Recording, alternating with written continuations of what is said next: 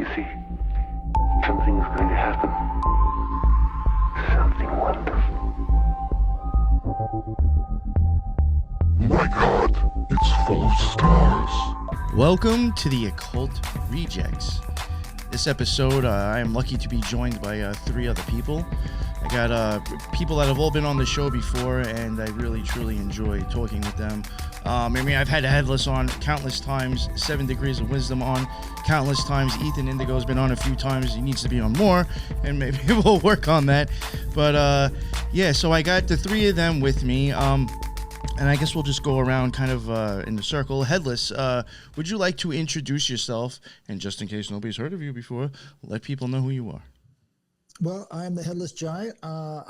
You can find me on Twitter X, and I do spaces every Friday night called The Future is Ancient, and I'm starting a new series talking about expectation management on Saturdays at 2 p.m. Central, because I think, expectation management is the most powerful form of mind control out there. So I talk about all the ways that, our expectations are being managed by others, as well as how we're mismanaging our own expectations. So wow, that's a really good way to put it. Dope. That's because I really can see how our expectations are kind of given to us. Wow. Yeah. Which is a really powerful part of the mentalism component. That basically is it right there, right? Right. Oh, yeah. And for people listening, I got your Headless's links, I think, is in there already. And then, Ethan, would you like to introduce yourself and let everybody know who you are and what you're about? Yeah, Ethan Indigo. I'm an author, and I do little YouTube things here and there and write articles frequently. And I'm excited to be here. Thanks for putting this together, Nick. Awesome. No, thank you for jumping on as well. And then last but not least, we got Megan, 7 Degrees of Wisdom. What is up? Let everybody know what your deal is and where they can find you, please. Hey guys, so just briefly, if you haven't heard one of my previous videos, I'm a practicing occultist, professional intuitive tarot reader, paranormal investigator, and paranormal and spiritual consultant. I'm also an instructor and now a past life regressionist. You can find my YouTube channel at 7 Degrees of Wisdom 81. I'd appreciate it if you guys would sub, like, and comment. Oh yeah, and if you like the stuff, please share it as well. And the links for all of them are in the bottom now, I'm pretty sure. As you can see, again, because of the title, and you clicked on it to listen to it, or you're watching it now, we will be talking about the Kybalion, or the 7 Hermetic principles. I do think, and the reason why I wanted to cover this again, I have actually done it before in the past. My opinion, that episode really didn't do it justice, so we're doing it again with 3 other new people. I do think, from my experience, I guess in occultism, witchcraft, magic, whatever you want to call it, through my years of searching for things, I do actually think this book is probably one of the shortest but most important books maybe an occultist could read. There's times where I had wished I read it earlier in, I guess, my career. I do think, for me, I'm just speaking on the eye here, once I read that, it made Kabbalah actually make a little bit more sense to me, in a sense. I was able to start looking at the paths between the spheres as possibly being some of the transmutation and the change, and it's just that when I took certain principles from the Kybalion, for me, it really made a huge difference with Kabbalah, and I think really made it, opened my eyes up to looking at it differently, and I think it made sense and actually helped. So again, after saying all that, I do think it's highly important, and it's a really short book that I think is a pretty powerful message. And first, we're going to get into it with some slides from Megan. For people who maybe aren't quite sure what this book is, maybe only heard of it, never heard of it, we were going to kind of do like a basic beginner's presentation before we start getting into the deep stuff. So I will pull up the slides, and as usual, they always look amazing when Megan makes them. So, thank you. Thank you. Okay, so you can go ahead and go to the next slide if you want to. Sure. Okay, so this is on the intro page, page 1 to the Kybalion. It kind of gives a really good synopsis on what it's about. So the purpose of this work is not to enunciate any of the special philosophy or doctrine, but rather to give the students a statement of truth that will serve to reconcile the many bits of occult knowledge that may have been acquired, but which are apparently opposed to each other and which often serve to discourage and disgust the beginner in the study. Our intent is not to erect a new temple of knowledge, but rather to place in the hands of the student a master key with which he may open many inner doors in the temple of mystery through the main portals he has already entered. There is no portion of occult teachings possessed by the world which have been so closely guarded as the fragments of Hermetic teachings which have come down to us over tens of centuries, which have elapsed since the great founder, Hermes Trismegistus, the scribe of the gods, who dwelt in Old Egypt in the days when the present race of men was in its infancy. Okay. One thing I do want to mention, I hate to interrupt, but I always do anyway. One thing I did find interesting about this book, too, is that, I guess really, except for them mentioning Hermes, depending on how you want to look at the Hermes Trismegistus or whatever, you're not getting hit with any god names in this book. Nothing at all. Right. It is all literally about just how you perceive things and react to stuff. Yes. It's not putting gods up to pray to this, adorn this one, make an altar for this one. It's all about inside your head. I just wanted to make sure I threw that There's in no there. deity worship. Yeah. That actually really piqued my interest. And in referring to this energy, right, the all, he makes it very open. Yes. Right? It's the all. That I think corresponds with the Tao, right? The way that he puts it. Sorry to interject, just to build on that. No, it's a really good point. Perfect. And that kind of really leaves it open to the person's own interpretation.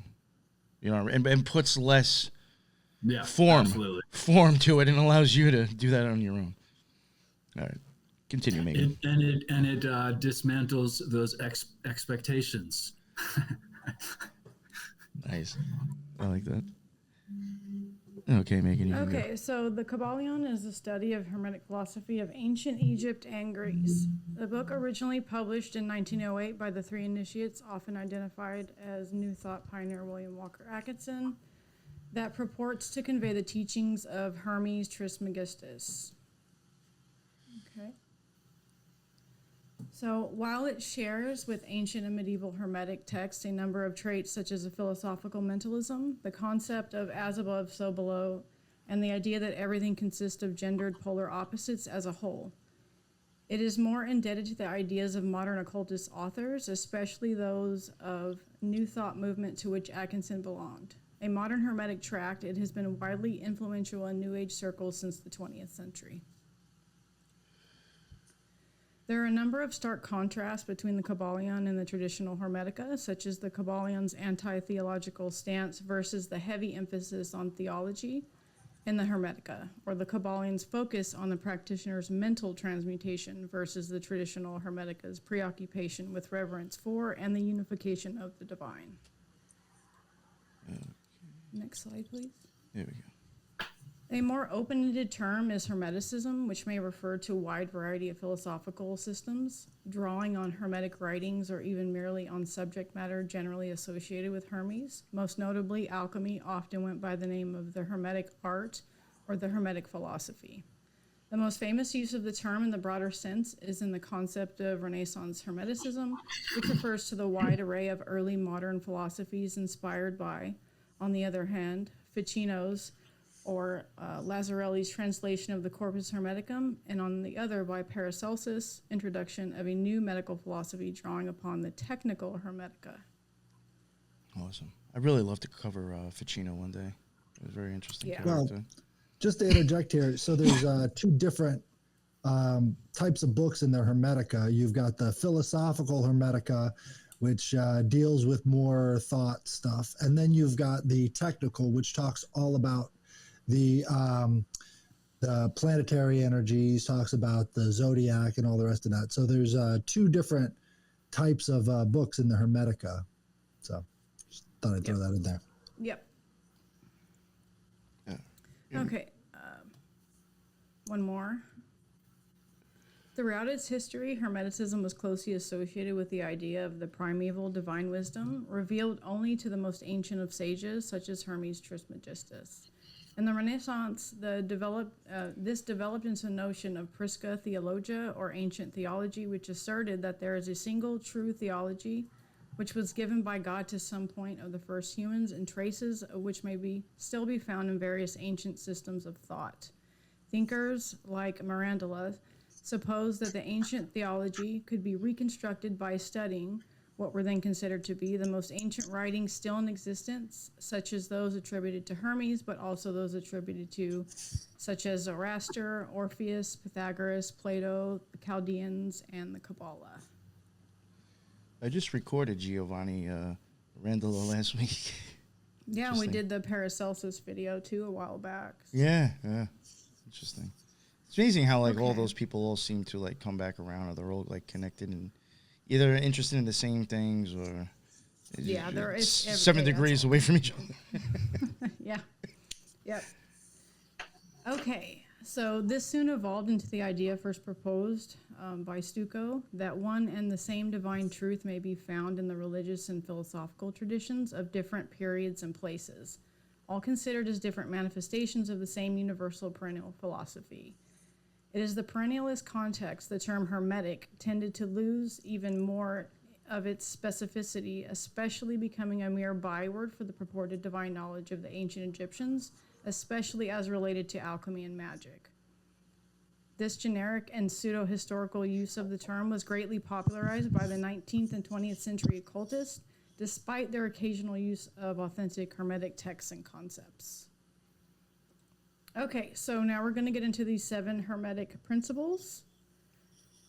So 1 is the principle of mentalism, that all is mind and the universe is mental. 2, the principle of correspondence, as above, so below, as below, so above. This principle embodies the truth that there is always a correspondence between the laws and phenomena of the various planes of being and life. Number 3 is the principle of vibration. Nothing rests, everything moves, everything vibrates. Number 4, the principle of polarity. Everything is dual, everything has poles, everything has its pair of opposites. Like and unlike are the same. Opposites are identical in nature but different in degree. Extremes meet, all truths are but half-truths, all paradoxes may be reconciled. 5, the principle of rhythm. Everything flows out and in. Everything has its tides. All things rise and fall. The pendulum swing manifests in everything. The measure of the swing to the right is the measure of the swing to the left, and rhythm compensates. 6, the principle of cause and effect. Every cause has its effect. Every effect has its cause, and everything happens according to law.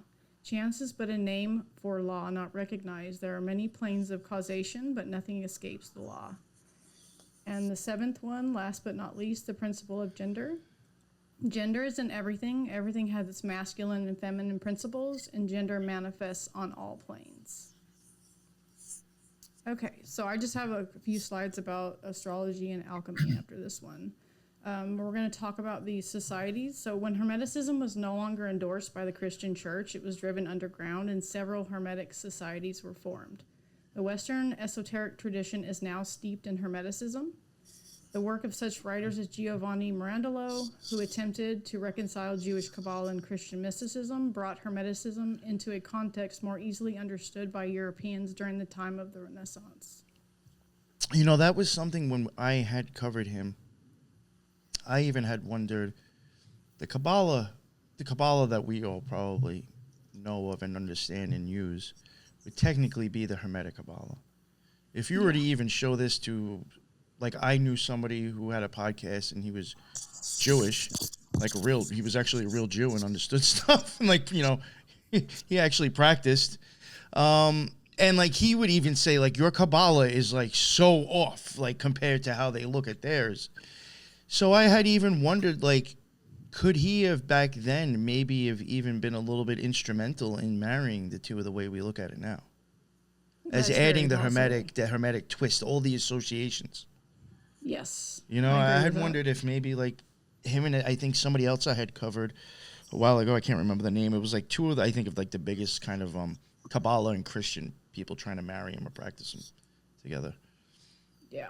And Hermeticism. So It's just like orthodoxy and traditional, in traditional religion. It's this, you have your Orthodox Jews and you have your Hasidic Jews, I mean, then if you start adding in the Christian mysticism, it's like, well, now are you getting into Gnostic as well? Yes. Yeah. And then when you start looking at it, it's like, that's very much kind of how the OTO looks. Yeah. Yeah. Or some of the newer secret society. Yeah. All right. Okay, so I think next slide. So a few primarily Hermetic occult orders were founded in the late Middle Ages and early Renaissance. In England, it grew interwoven with the Lollard familiarist traditions. Hermetic magic underwent a 19th century revival in Western Europe, where it was practiced by groups such as the Hermetic Order of the Golden Dawn and Ordo Aurum Solis. It was also practiced by individual persons such as Alpheus Levi, William Butler Yeats, Arthur Machen, Frederick Hawley, and Kenneth M. Mackenzie. Many Hermetic or Hermetically influenced groups exist today. Most of them are derived from Rosicrucianism, Freemasonry, and the Golden Dawn. Okay, so we're going to talk about alchemy and astrology and theurgy, and then I'll let you guys have the floor. Okay, so the 3 parts of wisdom of the whole universe.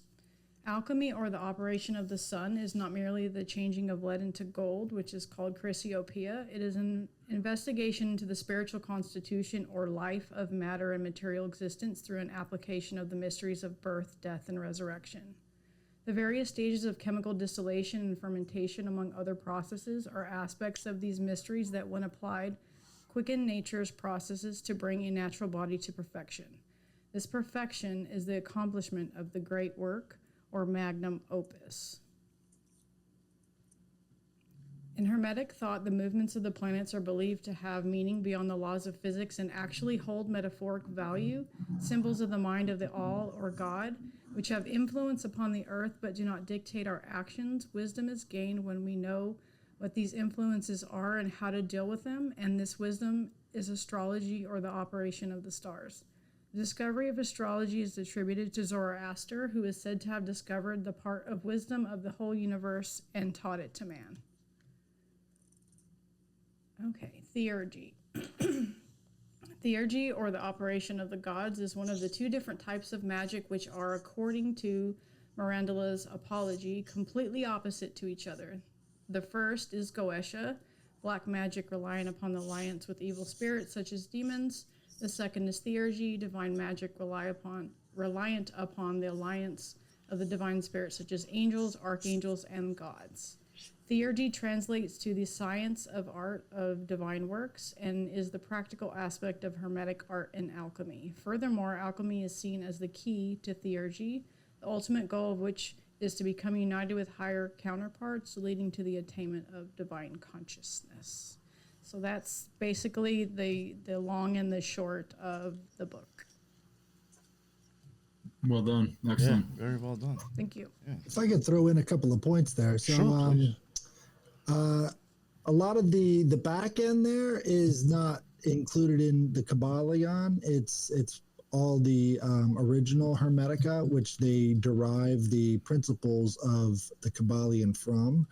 So the 7 principles that we're talking about originally goes back to the alchemical Middle Ages type of understanding of the alchemical principles. So just to throw in my illustration here. So Here we go. So got Headless's slide. yeah, this is my slide. So you've got the 3, the 4, the 7, and then the 12, right? 3, 4, 7, 12, right? So the 3 would be the 3 principles, the 3 and the 1, right? So the 3 and the 1 would have to do with the philosophical principles, which would be salt, sulfur, and mercury. Salt, sulfur, and mercury, according to the alchemists, would be the 3 philosophical principles that underlie all of the elements, right? So you've got the 4 elements, which would be earth, water, air, and fire, right? And then underlying that and sort of uniting and using that sort of as the glue, you would have the 3 philosophical principles of salt, sulfur, and mercury. Now, when you add them up together, you get the 7, right? But you see, the 3 philosophical principles are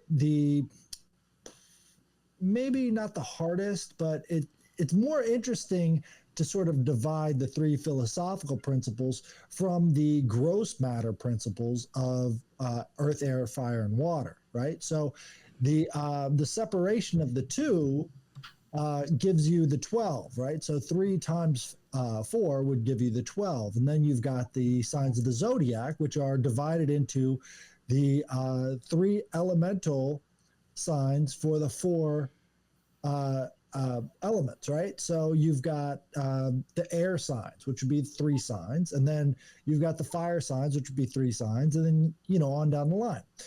The 3 times the 4 gives you the 12. Now, here's the part that gets interesting. When you multiply the 3, well, we can get into the 7 here in a minute, but basically when you add the 2 together, you get the 7, which would be the 7 planetary principles, right? The 7 planetary energies, right? 3 plus the 4 gives you the 7 planetary energies. When you multiply all of them together, 3 times 4 times 7 times 12, you get the atomic weight of hydrogen over here, right? So the original philosophers were kind of onto something when you see that the atomic weight of hydrogen is averaged out at 1.007971. So if you round it up, you get 1.008, which is what you get when you multiply 3, 4, 7, and 12.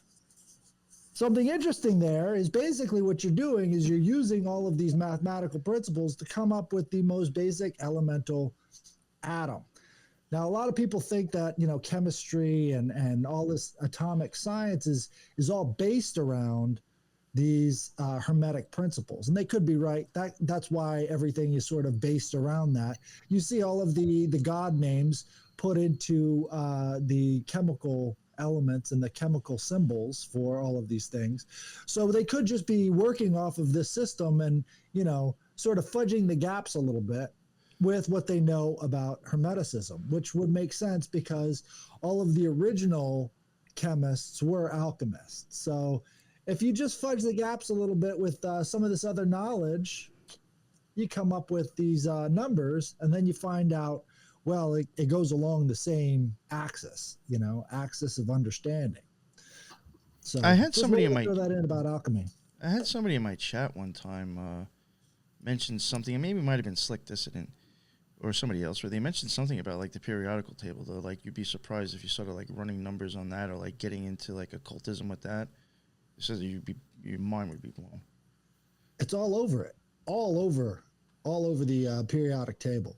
If you know what you're looking for, it just pops out at you immediately. Like plutonium, they're talking about Pluto, right? And what does plutonium do? Well, it blows up and kills everybody. So, what are we talking about here? So I think there are deep, again, this goes back to conspiracy culture. We have to understand that their understanding of all of these elements and everything else could be shaped by Hermeticism. And so what we're looking at as being pure science is probably a little bit less pure and a little bit more philosophical and a little bit more Hermetic in nature. But again, they're going to claim everything is physical because it's not for you to understand the underlying principles that they're using to come up with these answers, right? No doubt. And 108 in Eastern traditions is, of course, one of the most valued numbers and considered to be, the metaphysical number of all numerology. And in Tai Chi, most of the long forms talk about 108 movements. Not that they always are that count, but this is something that they relate to and put it towards. And there's the 108 beads of the Japamala. I was going to bring that up. Yeah. And in a esoteric kind of idea related to the esoteric ideas of 108, it has a wonderful trinity that, like the Tria Prima, I think they often refer to those three that you were speaking of, Headless, right? Yep. And 108 is a trinity, of course, and it's got the oneness, the nothingness, and the infinite, and it kind of imparts the trinity of time for the present and the past and the future in those ideas. So Well, 108 is just in kind alchemy, in alchemy, the three philosophical principles, salt, sulfur, and mercury, aren't just salt, sulfur, and mercury. Right? Sure, of course. So they expand out into all these different realms. So salt, sulfur, and mercury would be a reference to the plant alchemy, which would talk about alcohol, salts from the burnt ashes of the plant, and then the sulfur, which would be the oils of that plant. And then, you know, obviously it's referring to the minerals. The minerals would be the salt, the sulfur, and the mercury, which provide the soul. So these three parts sort of provide the soul of that plant. Right? Yeah, and the essences were, you know, and plant essences and tonics and so forth, of course, were part and parcel to all of the self-development practices, East and West, and you name it, right? So yeah, that makes sense.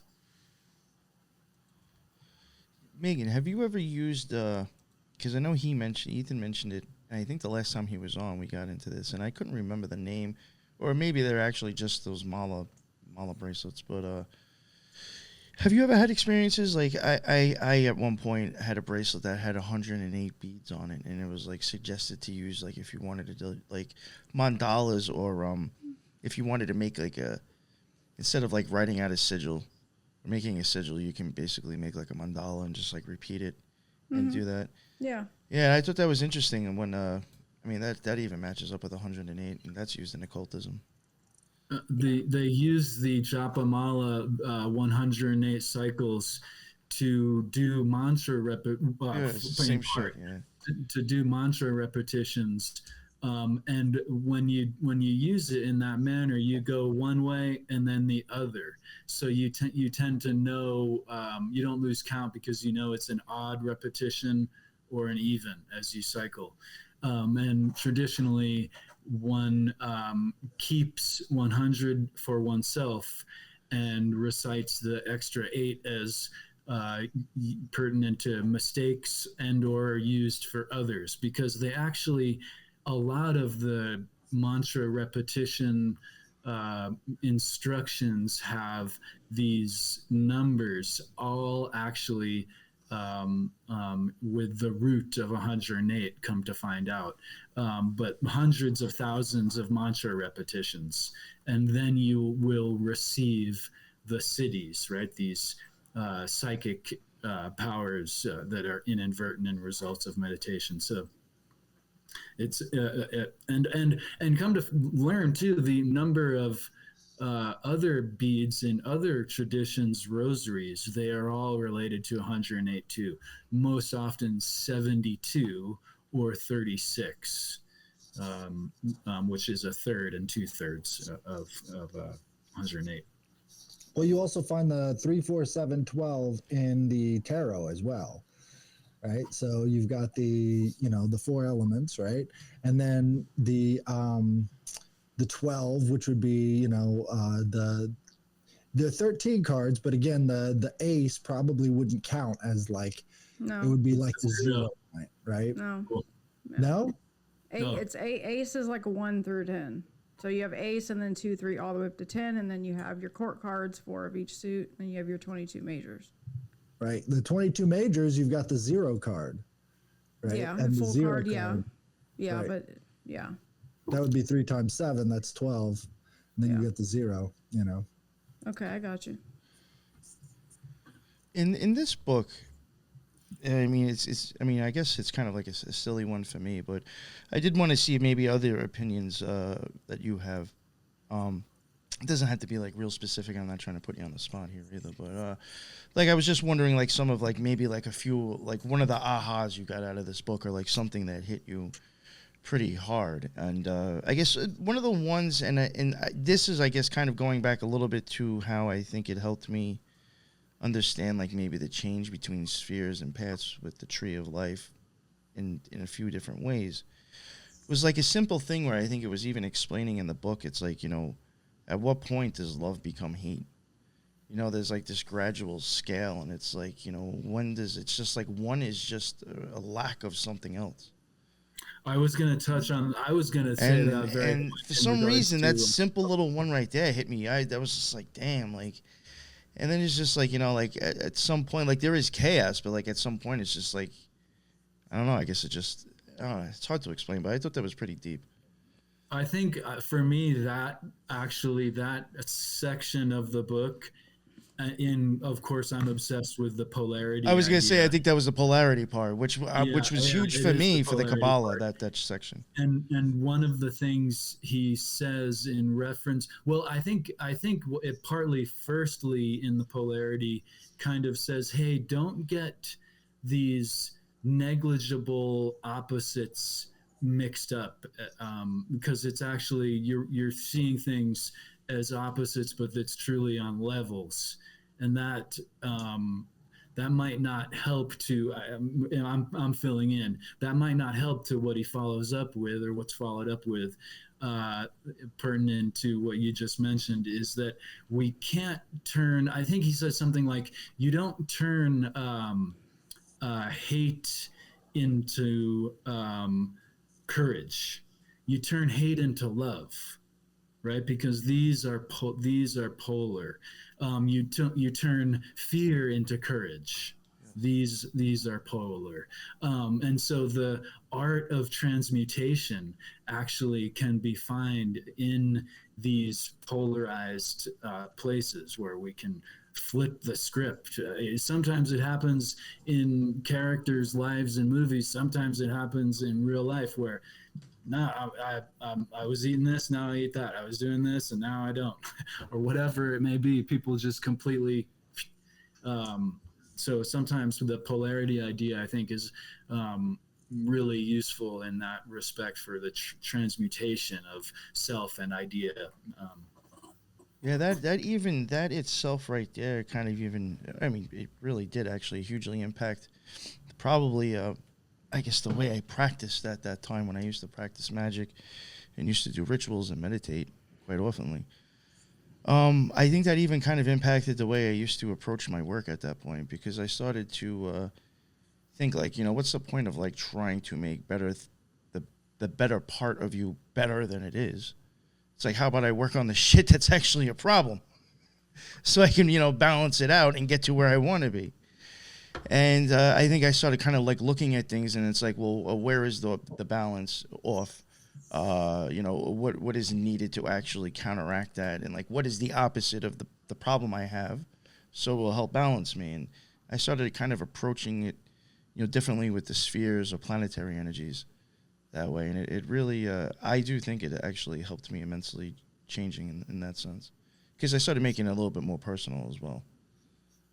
You know? I'd agree with that.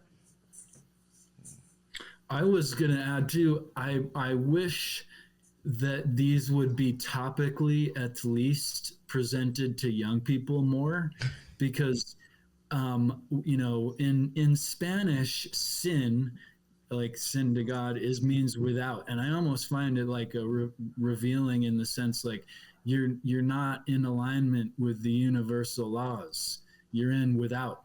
You're in sin, and so like if as even me as a young person, I wish I knew the idea of consequentialism more. And I wish that was, of course, parents teach it, but like just putting it in terms of simple, oh, you know, there's cause and effect to everything you do. And isn't gender so taboo nowadays? Like if we could teach gender in relation to polarity, and using Jungian concepts related to the physical, of course, and then the anima and or animus, that we could get past these taboo gender problems that are, I think, underlying that is people are not comfortable in themselves, right? Tangential, excuse me, but I just find that they're so useful, these lessons, that I wish young people would get a taste of them.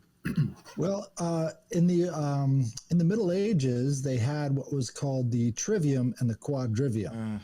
And the trivium, that would be math, logic, and grammar, logic, and rhetoric, right? Which would be the rhetoric would be the presentation. Logic would be how things are put together. And then grammar is the basic pieces of everything. And if you think about it, that's a very, alchemical three-principle thing.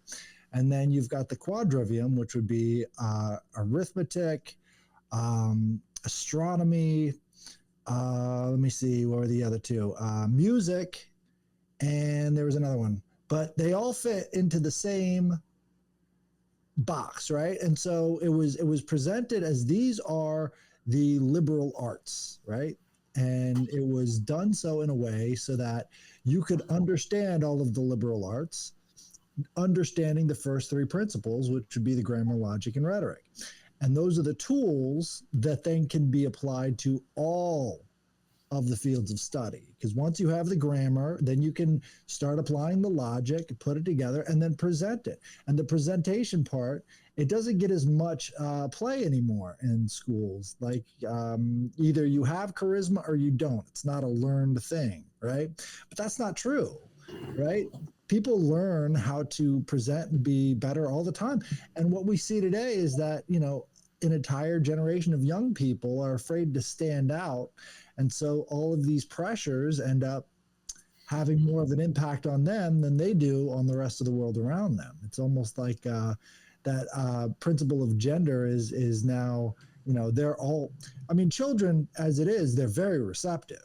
But unless they're being taught exactly how they can leave their mark on the world in a very,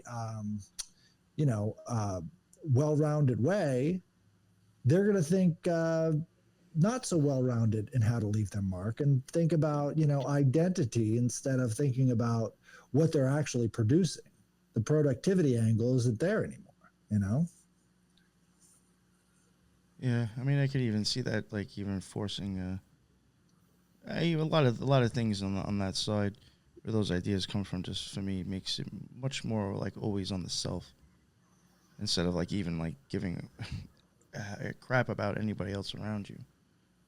Well, the focus is so. It's always like a fear of like something with self. It's like really weird. It's the focus nowadays is always on who you are and not what you do. Like what you do seems completely secondary, like if you achieve great things, people are just going to be like, well, whatever, I'm this, so I should get more attention. And it's like, is that really how it's supposed to work? I think a big part of how we can use the Kybalion too is reflect what comes down to what we're touching on here, what you guys are talking about, is taking the lessons and applying them esoterically with our internal consciousness expansion or consideration of our psyche, however, and exoterically, how we deal with people, how we interact with the world in, like you said, Headless, a compelling manner that makes people go, oh, you're doing well, you're doing something different and good. Whereas most people are for attention are doing something negative to get quantity instead of quality. I agree. Yeah. The attention is totally shifted, but energy flows where attention goes. So unless we start to shift that attention away from where it is now, I don't see it changing. Yeah, it's so materialistic. Some people experience a paradigm, most won't. Megan, not to put you on the spot, but only because I'm actually really interested. What was like some of the things in that book that like, because I know you're really big on it too. I know you like really like that book. So like, what was Yeah, like some of the things like that you thought kind of like? It was the laws that really made an impact for me, because it helped me to understand the world around me on a different level, even on an emotional level, to figure out, you know, why things are the way they are, why I did the things that I did. And it made me look at things in a completely different way, because I understood on a complex level what was really going on in all aspects. I think just practicing, you know, the occult in itself, I mean, it's like the best thing that's ever happened to me. It's totally changed my life. And, you know, this book was just one blip on the whole, you know, journey that I've been on. And I mean, basically that's what did it for me, was really studying those laws. And you can look at those laws and you can read those laws, but until you completely understand them, you're not going to understand the whole premise. Because, you know, there's a difference in being able to read something and actually comprehend it and then put it into practice that makes the difference. Yeah, the practice part, I realized for me, like, I think I started to have to really, I guess it's like, I don't even know if there's like maybe even something in there that, I don't know, something was in my head thinking I can't really change other people, so I can really only change myself. Right. So like, I think it even that's like a just big one. throughout the day, I think it was just like knowing that it's just like I have to just accept the situations, and it's up to how I react or maneuver through it.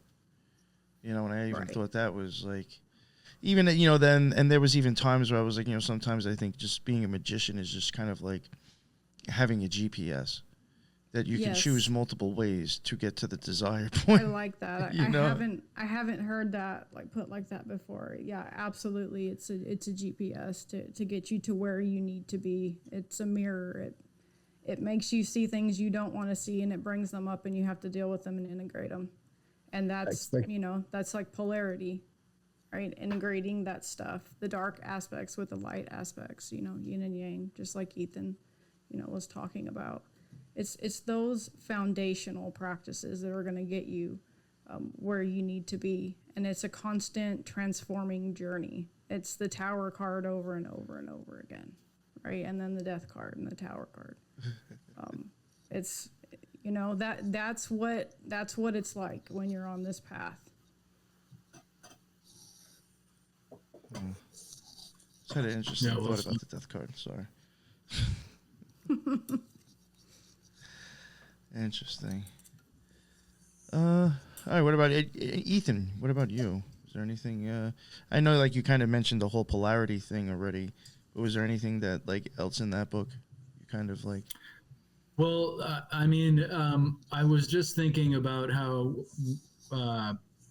vibration corresponds with the lesson of impermanence in Buddhism. Everything moves, and what's the physical exoteric aspect of that is pretty obvious, and then the esoteric implications of that is the Buddhists talk about the coming and going and so forth. So I thought that was a pertinent correspondence to stick with the correspondence law. So yeah, and of course karma is that corresponds with the consequentialism, the cause and effect law. And I even had a young person, not too young, but well-rounded person, tell me that he didn't believe in karma. And I laughed and I kind of spit up my coffee, you know, and I'm like, well, tell me why. And he said, well, I don't believe in the cycle, the reincarnation cycle idea. And I said, okay, well, that's fair enough, but let's get grounded, because karma is, at its very simplest, cause and effect. So there's the exo and esoteric symbolism in those things. Anyway. Absolutely. I like that. Kind of like, even, I guess, like in that sense, can help me like keep a check on myself too. You know, like if I wanted to, I guess, you know, to a certain extent, it's like, you know, do I really want to be that dick? And then it's like, you know, this is just going to come back and bite me in the ass anyway. You know? Yeah. Well, and I was going to say too, to your point, And so many great philosophers and teachers in the world history have alluded or said outright, if you want, I think if you want to change the world, change yourself.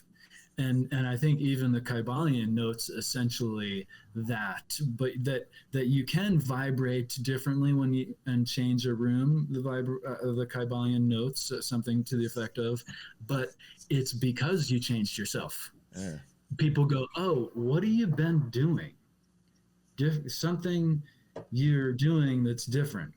And yeah, I'm working on myself. And people go, yeah, I want to do that, or whatever it may be, right? I've been thinking about. And then that. you sell them Occult. So, yeah. No, Well, that I guess that might be how they do it, but, but sure. I would propose, or come at it the angle. Allow me to help you help yourself, right? Because you want people to be changed by you, maybe, but not need you. That's cultish and a bad path, right? But change people by changing yourself. Yeah, you can do that, but it's not forced. It's like that you already did it yesterday. It's not, you don't force it. Agreed. You know what? I guess maybe this is actually a good way to segue into you, Headless, because I think maybe you might even understand this. When I was even kind of getting into this book, when I was working, I was making a lot of deliveries, so I had to talk to all sorts of different fucking characters all day.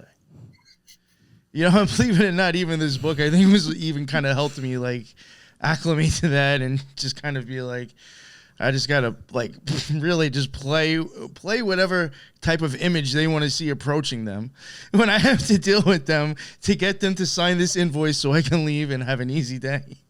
And it's just, I even found I guess kind of having to learn how to change and, alchemy of, I guess, your personality. This book helped a little bit with that. Well, that's interesting because I don't think I ever really understood the Emerald Tablet until I started doing aura viewing, right?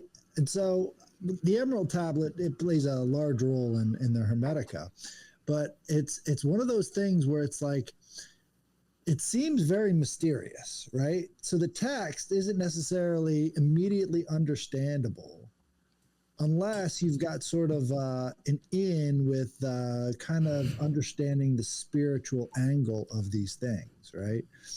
And so what you're doing is you're sort of changing yourself to amalgamate to the circumstances. Well, that's exactly what these geomantic forces are doing when it changes the terrain, right? And you get into the I Ching, right? And you get into Qigong, and you start to understand that these forces are within you as well.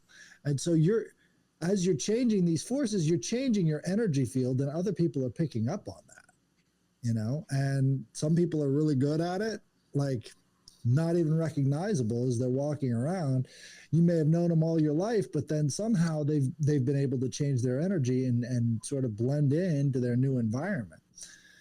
And, a lot of times those people, that goes back to the zodiac too. You've got Geminis, and you've got all sorts of other people who can sort of shift that identity just a little bit to blend into that environment. And it's definitely on an energetic level. Do you want me to read the Emerald Tablet real quick? Yeah, go for it. Let me see if I can pull it up. Well, you made me think about when you said aura reading. I immediately thought of the relationship of the emerald color, and of course, isn't that, forgive me if I'm mistaken, but associated with wisdom? Right. Well, I believe, yeah. So it goes along with the chakra system a lot, and so the wisdom and the heart chakra are definitely linked. But I mostly, almost exclusively do aura viewing on nature, right? So I don't necessarily waste my time trying to get into somebody else's energy field as much as trying to understand the energy field of nature around me. And what I found is that all of these principles that they're talking about in the Emerald Tablet, you can actually sort of watch as these trees are pulling up energy and things like that, you can see things like the wind has carried it in its belly. It's like, well, you're actually watching the wind change how the aura of these trees are interacting with each other. You know, these things are happening, and unless you've got sort of like the ability to slow down and actually use your senses beyond your senses, it's not that hard. All you're doing is looking at this space around the trees, right? The sky provides this contrast with all of the green leaves. And what you'll find is that there's a field of energy that radiates outward from, you know, trees that actually have some leaves on them. In the wintertime, the auras of trees are greatly reduced. They're still there, but it's so much closer in, you can't see it from a long distance off. But let me see if I can pull it up. Let me see. Arabic version. Okay, let's do the Arabic version.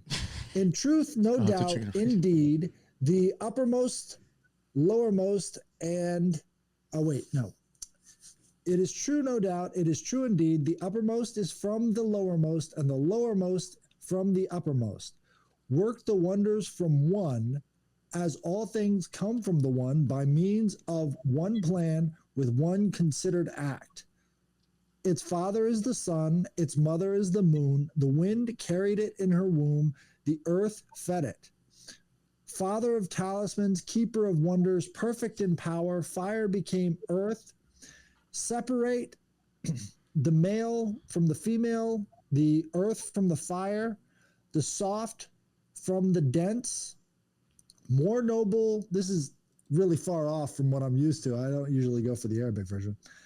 More noble than the crude, rough, unintelligent, gross, with gentle being and wisdom, it ascends from the earth to the heaven and descends to the earth from the heaven. And in it is the power of the uppermost and lowermost, since with it is the light of lights. Therefore the darkness escapes away from it.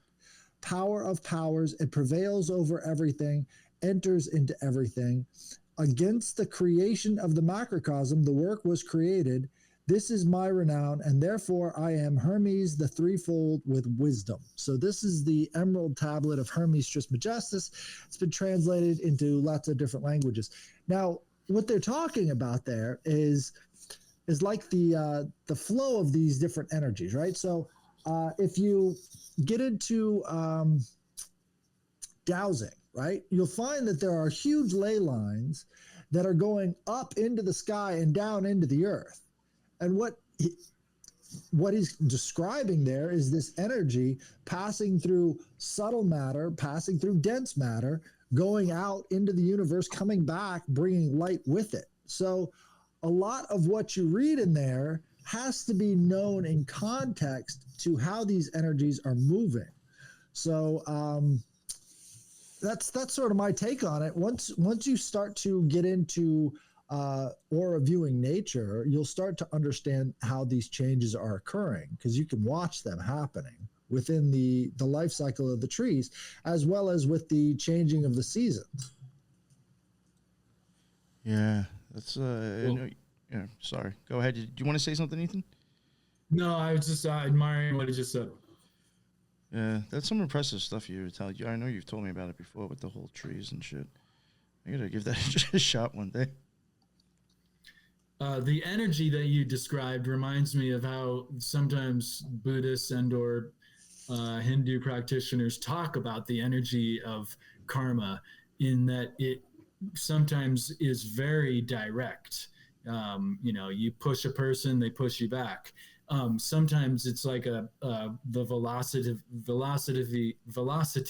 of a bullet that has very unpredictable ricochet patterns, and it might come back to you or someone standing next to you, type of thing. But that energy flow, the way you talked about it, reminds me of that idea, how it moves. Well, you've also got feng shui, which means wind and water, right? And what they talk about with feng shui is that the wind energy is moving more swiftly and the water energy is collecting, right? And so you find all over nature that same idea. The water is collecting and the wind is moving that energy. And so by understanding the auras and understanding dowsing, you can also get to that place where you can see that feng shui as it's happening around you. And that collection of energy is within your body, which, you know, takes you to Qigong, right? And so as you're using Qigong techniques, you're actually moving that energy or placing that energy where it needs to go within your body through those different techniques. Beautiful. Ethan, if you don't mind, I was thinking about pulling up some of your slides because I do even think maybe the chakra one might be worth talking about, and some of the other ones. Yeah, and the chakra system, of course, is non-physical, right? Right away, it's described as that, but it has physical correspondences.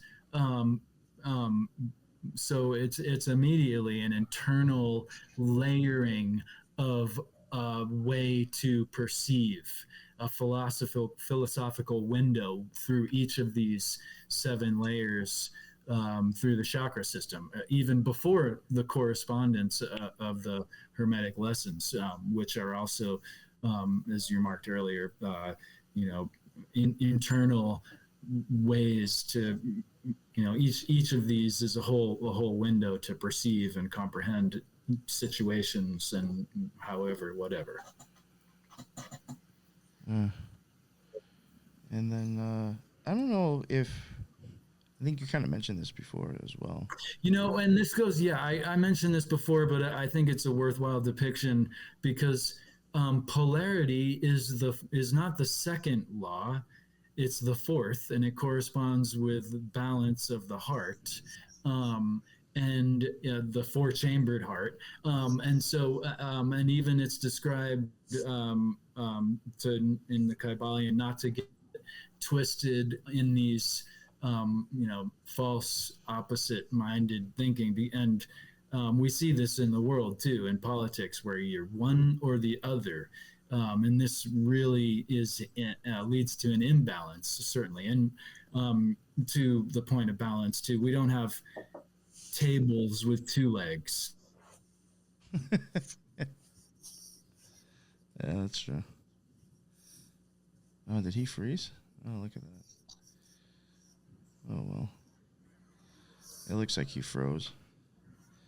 I'm going to go on to something else because I was wondering, with you, Headless, with some of the stuff you were mentioning before, I think you were kind of getting into... I was wondering if any of this kind of seemed to get into any of the numbers you were kind of tossing around before. I don't know. Yeah, sorry, Ethan. We lost you there for a second. You froze up. And no, my bad. Sorry. Yeah, so I didn't know in case you were going to drop. I switched from that slide to here.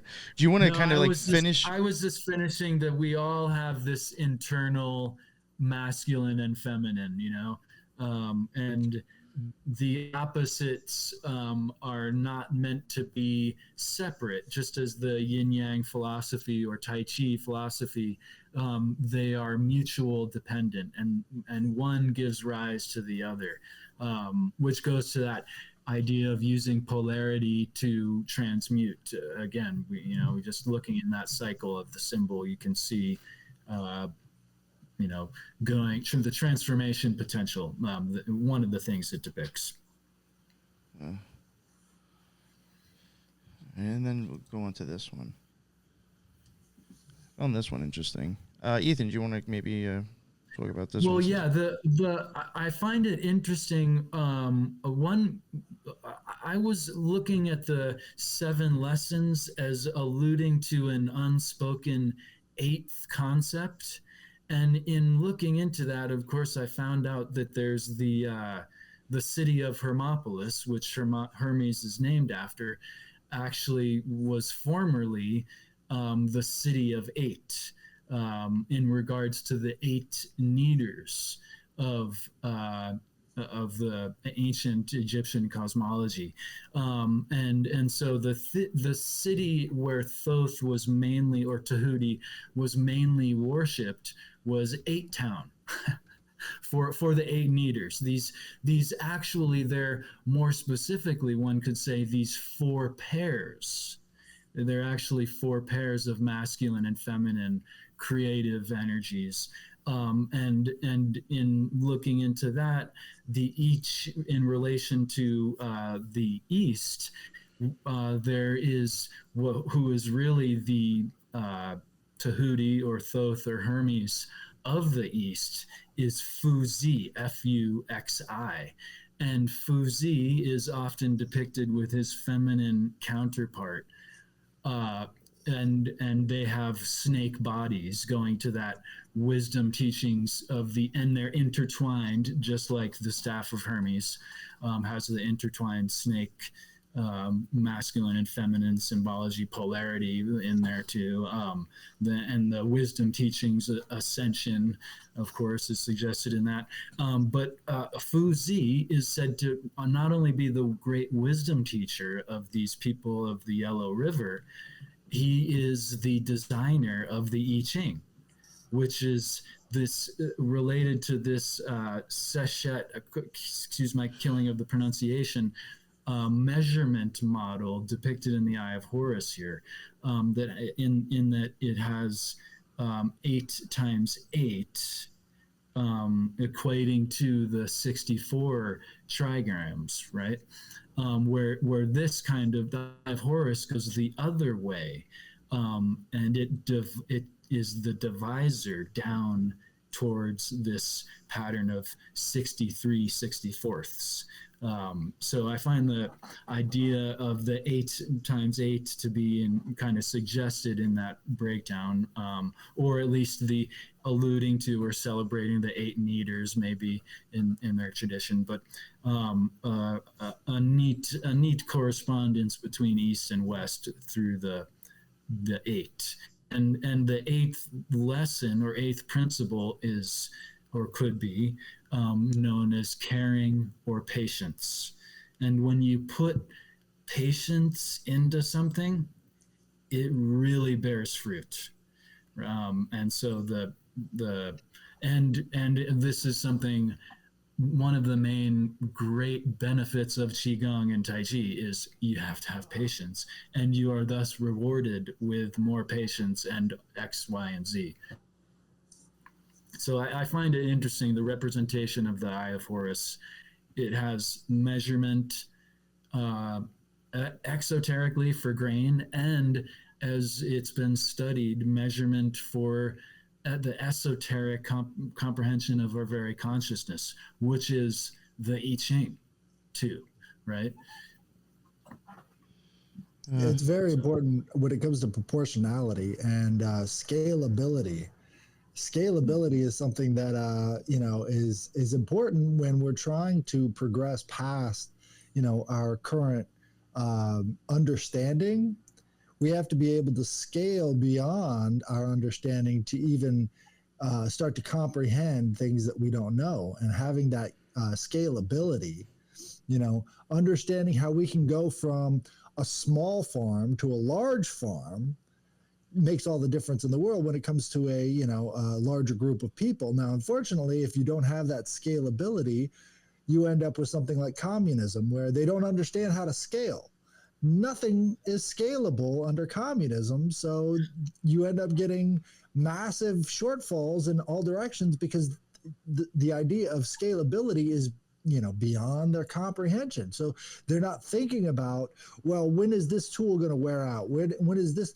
This is all learned by experience. You've got to have that experience so that you can move to the place where you can scale up and keep moving in that direction. And unfortunately, when you think you know everything, you can't reach that point where you can start scaling to a greater and greater degree. This works with internal spiritual practices as well. It has to do with the spiritual concept of rhythm, right?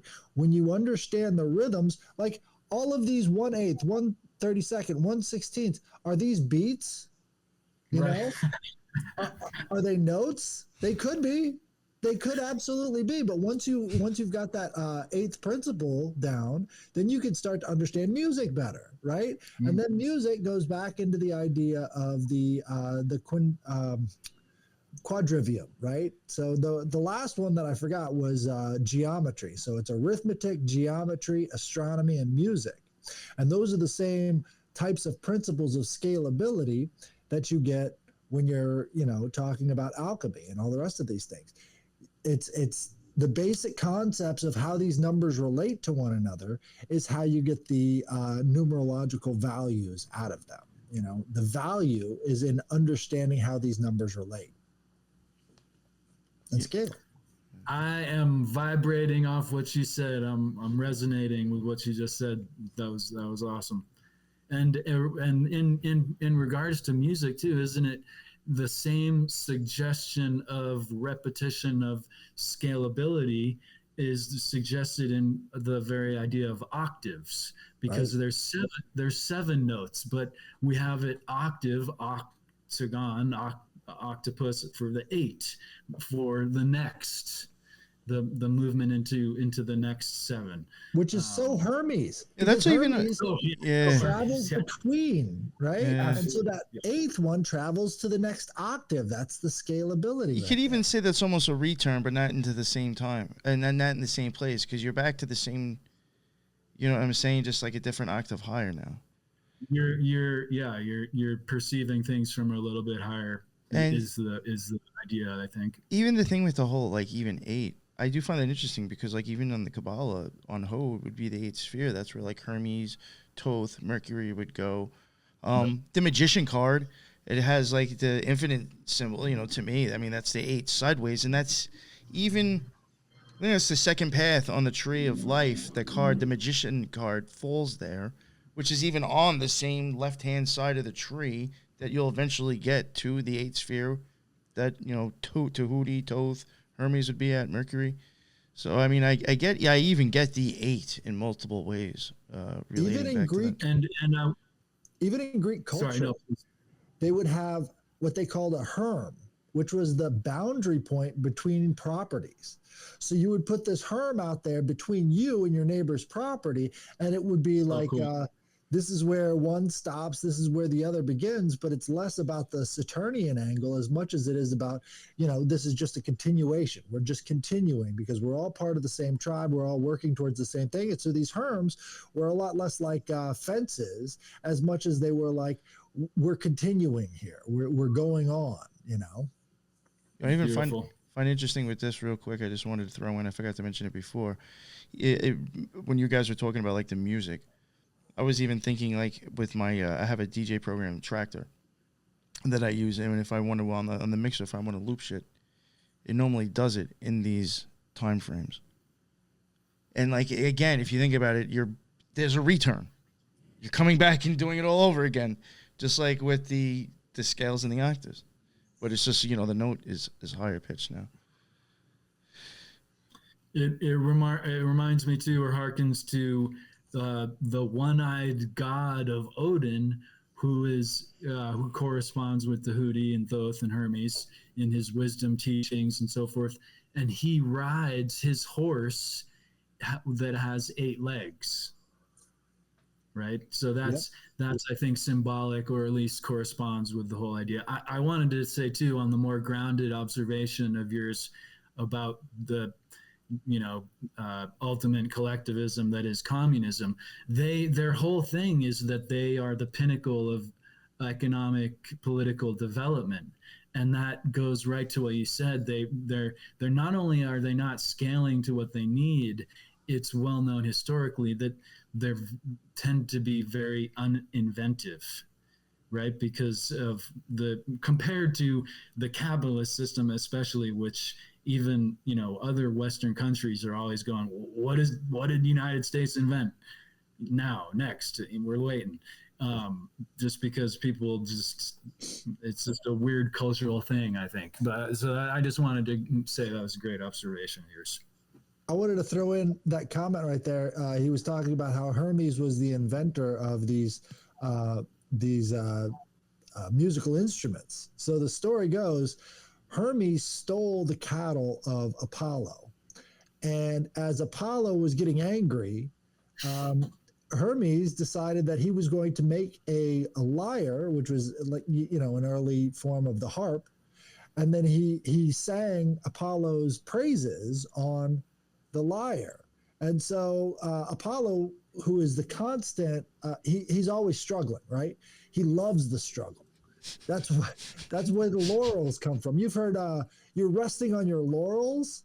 Well, a laurel is the wreath that they would put on your head after you've accomplished something. So you're resting on your previous accomplishments, but you're not actually going out and getting another laurel, right? And so for Apollo, he's always reaching for the next laurel. He never stops. He's always reaching for the next laurel. He wants the next accomplishment. And so he comes towards Hermes and he's like, "You've got to teach me how to play this lyre." And everybody knows, Apollo is the god of music, right? Because he's got the lyre. And so, Hermes makes the trade.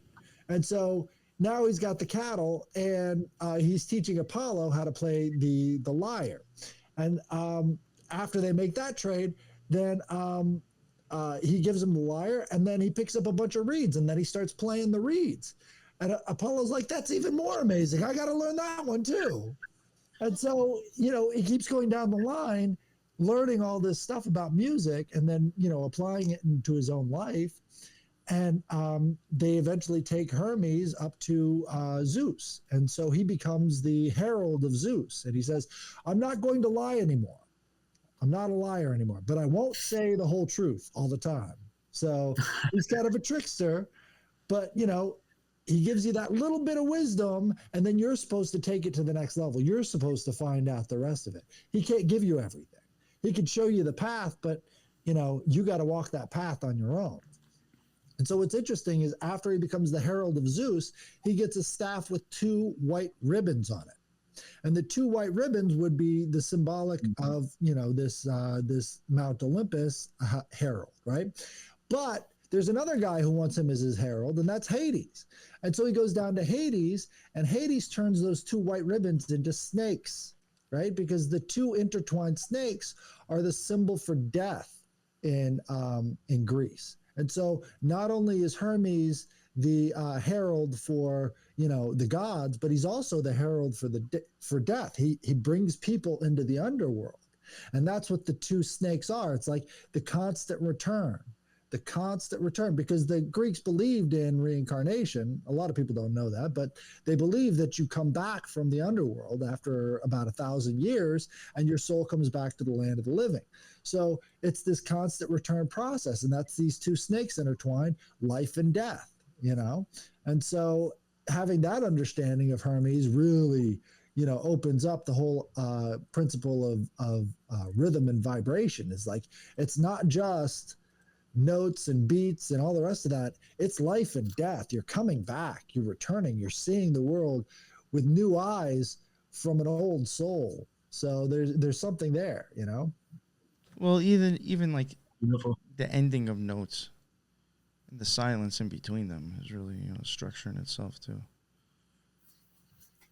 So that's a sound out there, but you said something that made me think of that just now. It's like, it's a constant, I guess if it stops, that would be a death, and then a rebirth starts up again. Interesting way to look at it.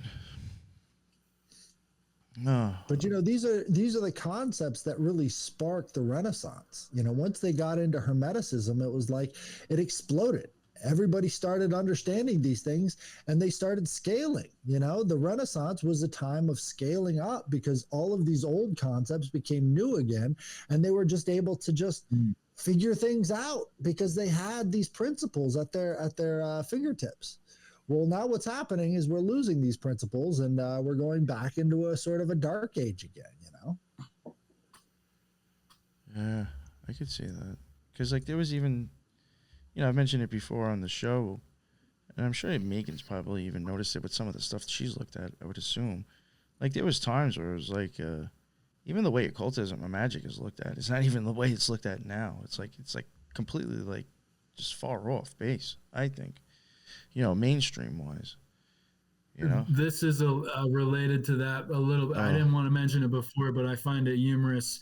There was some Christian MAGA guy I saw a clip of, and he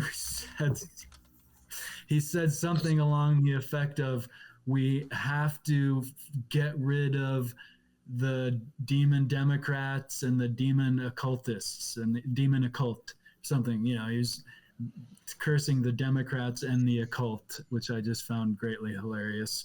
Well, does anybody think that Beyonce or Jay-Z actually understand these principles that they keep throwing up with their hand signs and everything? Does anybody actually think that they know what they're talking about when it comes to this stuff, or are they just being coached? I think some Or just utilizing correspondences in wonder and maybe getting people to talk about them gets money flowing potentially, right? Right. So they might just like, throw on that symbol. Oh yeah, people are gonna die over that or whatever. So I think, but to your point, I think they probably know at least cursory, things. But I mentioned the Kybalion today, and she thought I was talking in code, so that she didn't know what I was talking about. So people don't necessarily know, often where these things are from, but they might be familiar with the lessons. I think it's maybe a mix. They're playing off of it a lot of times. I think so too. Yeah. Definitely think so. There's no way that they know all this stuff. There's no way. Oh, I think a lot of them getting pimped out. But I do think there are a few who actually do have an idea. Megan, were you trying to say something before? Because your mic was muted. Yeah, You lost it already. Sorry. Yeah, I was just I was gonna bring up how that in the Greek times, I don't know if it's Plato or Aristotle, but one of them had a near-death experience and they wrote about it. So when he was talking about the reincarnation, how the Greeks believed reincarnation, they were very much so in that mindset. Right. So the Greeks believed in ancestral memory too. So you would not only just inherit a lot from your previous lives, you would also inherit from your ancestors too. And so there was an angle there that we've completely lost. I mean, with Christianity, they tell you only get one time, and so all these dreams that you have that are very deep and significant, you don't necessarily get the full meaning behind it because, well, it's just a dream. These aren't real memories, even though they could very well be real memories. And we see a lot of kids who have these strange instances where they have these memories that aren't theirs, and so they bring people to like shipwrecks and plane crashes, and they're like, yeah, I was in that, I remember this. And it's like, well, what's going on there, and so there's these angles that we've just sort of lost over time that I think are starting, like, I think there's a divergence going on right now. There's the people who want to go back, and then there's the people who want to go so far back that they actually get to the core of the stuff. And, the people who want to go back just a little ways and turn everything off is they want to go into the dim ages, and I think the people who want to go back even further, they're like, no, I want to unlock the potential of my ancestors and everything else and bring that into the future with us. And, I think that's going to be the divergence, is the people who are turning things off inside of themselves and saying, well, I just want to be ignorant. And the people who are saying, no, I want to unlock all of it. Let's experience our full potential, Yeah.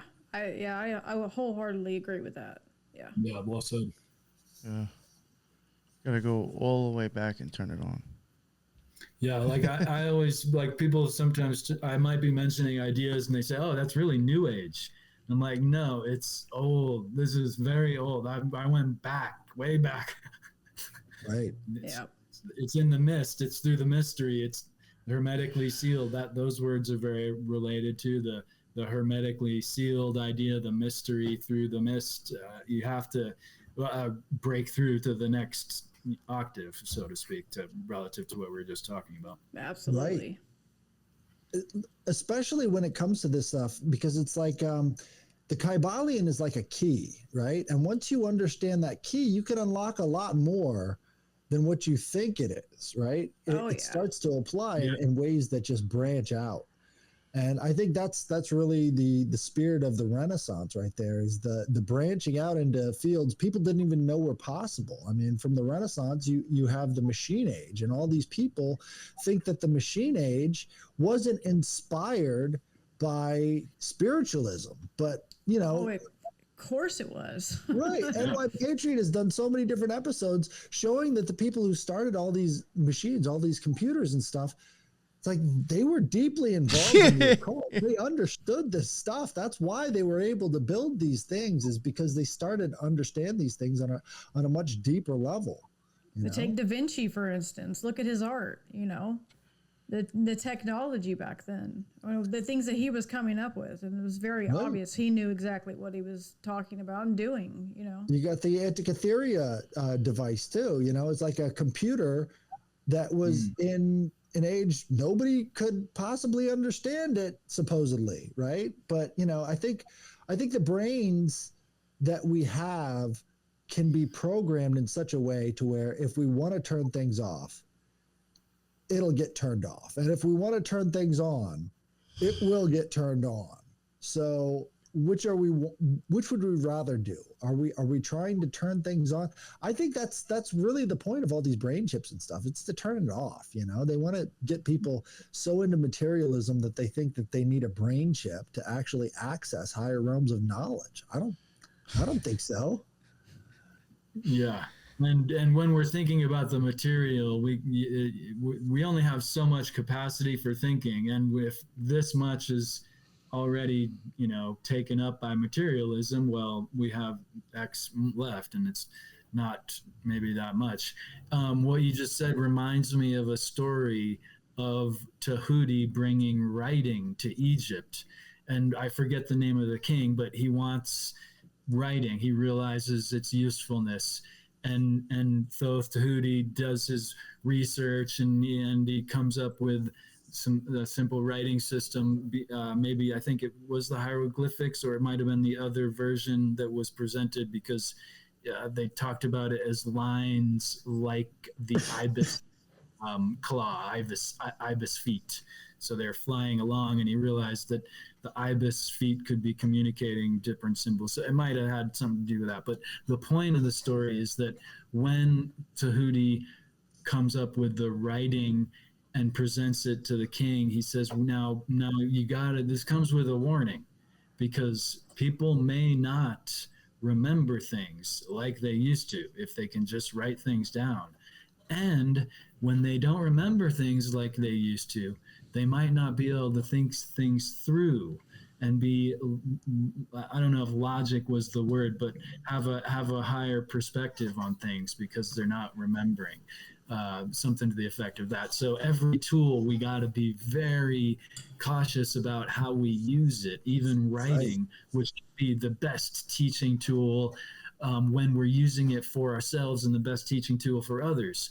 But we got to be mindful that we don't, it doesn't dismantle our memory and our thinking. Right. Every technology is a two-edged sword. And what we're looking at now, everybody is, they want to think that this is going to unlock so much more potential. It's just unlocking distractions and distractions, because that's really what it is. If you can't remember and put the pieces together in a way that makes sense anymore, then it's just a distraction. You're just passing along pieces of writing. And I think it's so funny because if you look at the ancient writings of the Sumerians, right, they're always sending bricks to each other. This is how they communicated. They had these bricks that they would put cuneiform in, and then they would just send them off. Well, those bricks didn't go away, so we still see it today. And so we see like letters from a little boy to his mom saying, "You don't love me because you haven't bought me new clothes yet." And it's like, would he be thinking that way if he wasn't in a classroom being trained as a scribe next to a bunch of other little boys and little girls who are learning how to read? It's the potential for distraction is nearly infinite the more stuff you add to the equation. Very well said. Is there anything else that anybody wanted to add? So I think maybe we can wrap it up maybe around here. Yeah. I'm good. Yeah, I think that was awesome and inspiring. Yeah. I thought we touched on some really good stuff this last 20 minutes, and instead of dragging it on, maybe we'll just leave it at a good point. Thank you all for coming on, and I really do appreciate everybody in the chat too. There were some new names. I think people from different countries saying what's up. That's what's up. Thank you. That's pretty cool. Again, let everybody know, Headless Giant, where people can find your stuff. Well, you can find me on Friday nights at the Future is Ancient. We put on a space, and we're talking to a Rosicrucian right now, 33rd degree Rosicrucian from Nice. Italy, who is talking about all sorts of current events as well as the past and where we're going in the future. So that's really interesting. You could also check out my little show that I put on, Expectation Management, on Saturdays at 2 p.m. Central. So you can always catch the replays. Awesome. Thank you very much. And definitely check out his Friday night stuff. I actually have jumped in it a few times. It's pretty cool. It's a nice group of people. Sometimes there'll be music, documentaries, talking. It's definitely all sorts of stuff going on in there. And I liked it because I was able just to pretty much have my headphones on and smoke, you know? It was just like hanging out. I was like, this is pretty cool. So, yeah, I highly suggest to check that out if you ain't got nothing going on. Ethan, let everybody know what your deal is. And I do think I have your WordPress in the bottom, by the way. So I do have your links. Thank you. I got to make sure your Weebly or whatever it is. Remind myself to get in on that this coming Friday, because I think I'm going to enjoy that. My books are on Amazon. I'm on Twitter and all the normal social media and so on. And yeah, the book Tao of Thoth is probably relevant to what we discussed tonight. And there's of course, a lengthy free preview you get something out of anyway. So, and I'm honored to be involved. I really appreciated hearing from all you guys. No, thank you very much for coming on, man. I always appreciate when you're here. You know, and, you brought some really good topics to the show that I've enjoyed. So thank you. And Megan, what is up? Let everybody know where they can find you, please. Yeah, so I'll give Nick my link tree, and I'm on YouTube, Facebook, Instagram, all that jazz. My main page is Instagram, but I also have a YouTube channel. It is the number 7 Degrees of Wisdom, just like on the screen. 81 is the handle from our YouTube channel. I'd really appreciate it if you guys would sub if you're interested in the occult, the paranormal, magic, and tarot. It's the channel for you. Yes, definitely go check out her stuff. Very, I mean, even when it comes to occultism, she covers like paranormal, astrology. I mean, she does really have a pretty huge selection of different things, and I highly suggest checking it out. Yeah, thank you all for coming on. Again, thank you everybody in the chat. I really do appreciate everybody jumping on and dropping their comments. I threw it up on the screen. That's why I go live. Yeah, and everybody who's still listening, go check out these people's stuff. Go sub their stuff. Go check out Ethan's. He's got a lot of actual stuff that you could read, for free.